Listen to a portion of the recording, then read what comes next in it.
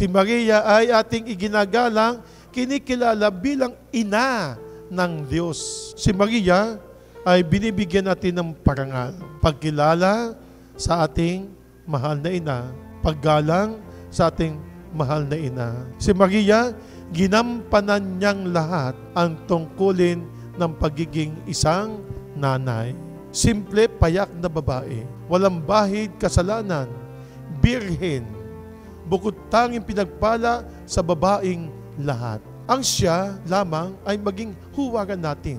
Hindi natin kayang pantayan, ang tayo lamang ay sumunod sa Kanya tulad ng Kanyang pagsunod, pagtugon sa tawag ng ating Panginoong Diyos. Ngayon pong bagong taon, pagpapanibaguhin po natin ang ating isipan, ang ating kalooban, ang ating paggawa, ang ating pananalita, ang ating labi, ang ating pong dila. Papagpanibaguhin po natin yan. Ang ating pong sarili, kumbagay, maging payak lamang po tayo, maging simple lamang po tayo.